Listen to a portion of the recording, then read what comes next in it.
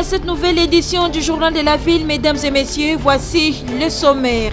Au nom du principe de la continuité des institutions, la Conférence épiscopale nationale du Congo et l'Église du Christ au Congo demandent que l'administration électorale en place s'occupe des préparatifs techniques en vue de faciliter le travail à la nouvelle équipe et aux honorables députés et sénateurs d'être attentifs et objectifs dans le traitement des dossiers des candidats à la CENI.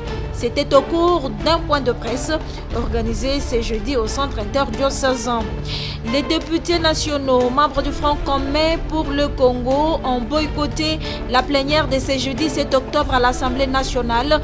Ils réclament la suite de l'examen de la question orale avec débat adressée au ministre des PT Antique Kiba Samaliba au sujet de la taxe RAM et une récolte de signatures pour la motion de défiance contre le ministre a été lancée par ces députés. C'est tout pour les sommaires. Mesdames et messieurs, encore une fois, bienvenue dans ce journal. Après échec dans le choix du candidat à la présidence de la Commission électorale nationale indépendante par la plateforme Confession religieuse, la Conférence épiscopale nationale du Congo, CENCO, et l'Église du Christ au Congo, ECC, ont tenu une conférence de presse ce jeudi 7 octobre 2021 pour éclaircir l'opinion. Pour le présidium, le choix de M. Kadima Deni par les 6 confessions religieuses a été entaché des irrégularités et des griefs importants, notamment des menaces, pression, intimidation, tentatives de corruption. Ces éléments suffisent pour démontrer que le candidat est porté par une famille politique, mettant ainsi en cause sa crédibilité et son indépendance. Plusieurs contacts ont été menés par la plateforme de confession religieuse pour trouver solution, mais hélas.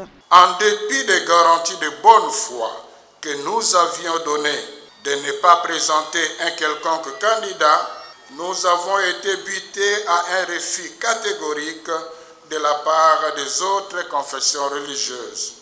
Alors, au nom du principe de la continuité des institutions, la Conférence épiscopale nationale du Congo et l'Église du Christ au Congo émettent des recommandations suivantes. En attendant la mise en place du bureau de la CENI, pour éviter un quelconque retard dans le processus électoral, au nom du principe de continuité des institutions, il serait indiqué que l'administration électorale en place s'occupe des préparatifs techniques en vue de faciliter le travail à la nouvelle équipe. Nous demandons aux honorables députés nationaux et sénateurs d'être attentifs et objectifs dans le traitement des dossiers des candidats à la CENI. Nous invitons le président de la République, chef de l'État, à jouer son rôle de garant du bon fonctionnement des institutions et de la cohésion nationale afin d'assurer à la nation des élections crédibles, inclusives et apaisées en 2023.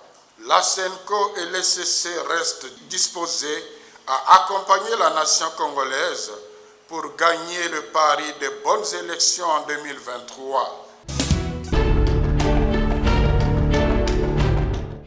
Le syndicaliste Franck Babou Balimo, président du FOSINAT, exclu définitivement par l'intersyndicale des syndicats des enseignants de l'enseignement primaire, secondaire et technique, réunis en assemblée générale ce mercredi 6 octobre au siège de l'ISPST de Bandal.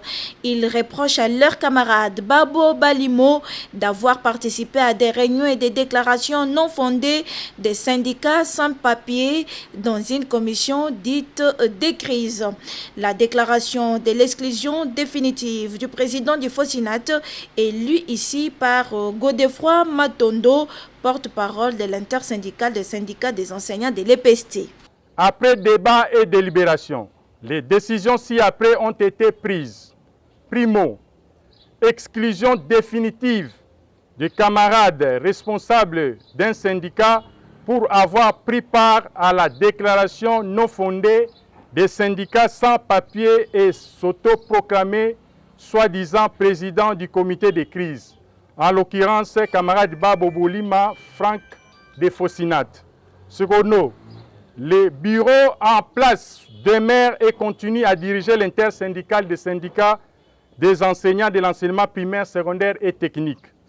Tertio, tous les syndicats non en ordre, sans document légal exigé par les gouvernements, ne prendront plus part à toutes les activités organisées au sein du ministère de l'enseignement primaire, secondaire et technique. En outre, la plénière a exigé au bureau de solliciter en séance tenante au gouvernement de la République la convocation imminente de la commission paritaire interministérielle telle qu'annoncée par son Excellence, Monsieur le vice-premier ministre, ministre de la fonction publique, représentant personnel de son Excellence, Monsieur le Premier ministre, chef du gouvernement, aux assises de la commission paritaire gouvernement, banque syndicale de l'enseignement primaire, secondaire et technique tenue du 27 au 30 septembre 2021. Situé sur le fleuve Congo, à proximité de la ville de Matadi, dans la province du Congo central, les barrages d'Inga. Quel est son état actuel? Quels sont les problèmes majeurs liés à son fonctionnement? Pour une évaluation globale du fonctionnement de ce barrage, le ministre des Ressources hydrauliques et électricité, accompagné du vice-ministre du plan Christian Badou, du directeur général de la SNEL SA Jean Bosco Kayombo-Kayan et de quelques honorables députés, ont foulé le sol de la province du Congo central. Sur place, dans la salle de commande au poste de dispersion, Olivier Mwenze-Moukaleng a visité les 4 machines modernisées sur 6 de la centrale Inga 1 où se produit toute énergie électrique. Par contre, à la centrale Inga 2, les travaux de la station de conversion se poursuivent normalement. L'objectif étant de transporter le courant vers le Grand Katanga. Le ministre Olivier Mwenze-Moukaleng a été informé en détail du fonctionnement de cet outil, première source de toute activité énergétique en République démocratique du Congo. Nous avons décidé aujourd'hui de finalement venir prendre les informations à la source sur la centrale d'Inga. Également de la réhabilitation de certaines des machines de Inga. Nous discutons également de la remise à niveau du réseau de distribution de Kinshasa. Le directeur général de la SNEL SA, Jean Bosco Kayombo-Kayan, a souligné l'importance d'accélérer le projet Grand Inga, qui consiste en l'implantation de 6 autres centrales dans le même site. La ministre d'État, ministre de la Justice et garde de Sceaux, Rose Mutombo Kiese, a reçu ce jeudi 7 octobre dans son cabinet l'ambassadeur de Belgique, John Indekeu, et la coordonnatrice de l'Agence pour la prévention et la lutte contre la traite des personnes, APLTP, Madame Cécile Rebecca Meta-Kassanda. L'ambassadeur de Belgique est venu voir Madame la ministre d'État, ministre de la Justice, pour parler de la coopération judiciaire entre la République démocratique du Congo et la Belgique. Nous avons plusieurs projets en commun et alors il était important de pouvoir échanger et de voir, de noter les progrès qui ont été notifiés ou qui ont été faits ces derniers temps. C'est-à-dire que il y a beaucoup de contacts entre les différentes instances, belges et congolaises, mais il faut un cadre et nous espérons avec l'approbation du projet de loi par rapport à la ratification du traité bilatéral en matière d'entraide judiciaire que nous pouvons fournir ce cadre. Nous nous félicitons de cette approbation du projet de loi. Nous espérons une référence qu'elle soit référée vite au Parlement pour être ratifiée par le Parlement et pour qu'il puisse entrer en vigueur. Et pour Cécile Rebecca Meta, l'objectif de notre mission, c'était d'abord de lui transmettre le message de son homologue du Maroc qui nous avait reçus et avec lequel nous avions échangé en ce qui concerne la formation de magistrats de la RDC sur la traite des personnes d'abord, et puis sur d'autres thématiques que son Excellence pourra juger utile pour pouvoir renforcer les capacités des magistrats de la RDC.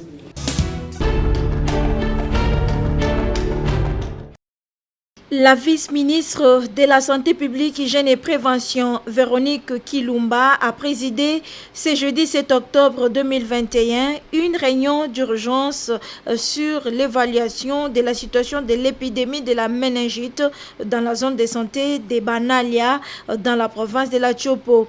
En caractère purement technique, la réunion a connu la participation active du médecin coordonnateur de la riposte contre la méningite et les responsables de la direction de la surveillance épidémiologique déclaré le 28 août 2021. Cette épidémie a déjà fait une centaine de morts. Le gouvernement et les partenaires de la santé sont en train de mobiliser davantage les moyens pour une prise en charge efficace et rapide dans la zone de santé touchée.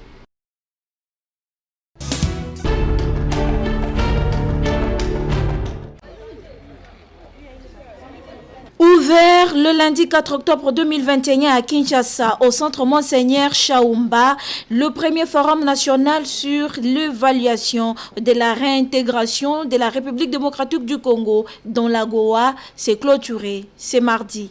Organisé par les consortiums des réseaux des femmes congolaises Corefec, ce forum a permis aux participants, à savoir le gouvernement, la société civile et les entrepreneurs congolais, à se pencher sur les avancées enregistrées par la RDC pour sa réintégration au sein de la Goa et mener des lobbying, plaidoyer pour des échanges économiques et investissements. Présent à ce forum, Dieudonné Moussinobo, conseiller spécial du président de la République en matière environnementale, s'est apaisanti sur l'impact du changement climatique face à la COVID-19 et les opportunités qu'offre à Goa. Nous sommes un pays au carrefour des grands enjeux environnementaux et économiques. Malheureusement, nous n'avons pas mis en place des politiques agressives qui nous permettent de jouer pleinement ce rôle-là. Ce qui fait que nous aurons dans tous les secteurs de la vie publique des réformes importantes pour pouvoir réveiller les initiatives internes. Et je les encourage. Et pour sa part, Patricia Maïcha, coordonnatrice du consortium des réseaux des femmes congolaises Corefec, s'est dit très ravie de voir les participants à ces travaux aboutir à des recommandations pertinentes. Je suis très ravie de voir que l'initiative vraiment a abouti. Il est sorti des recommandations bien formulées à chaque composante par rapport au gouvernement pour voir comment nous pouvons capitaliser cette réintégration d'Agoa. Et les résolutions qui s'en est sorties de ces assises, nous allons les soumettre jeudi et vendredi à la grande conférence de Miami où nous allons travailler en ligne avec le monde entier et nous allons porter les recommandations de la RDC. L'objectif de ce forum était de faire l'état des lieux. Quand on a évalué la première année après la réintégration de la RDC d'Agoa, qu'est-ce qui a été fait, qu'est-ce qui n'a pas été fait, pourquoi ça n'a pas été fait. Ces premiers forums d'évaluation de la réintégration de la RDC dans la Goa étaient également une occasion pour les femmes entrepreneurs de la RDC d'exposer leurs articles et produits Made in RDC.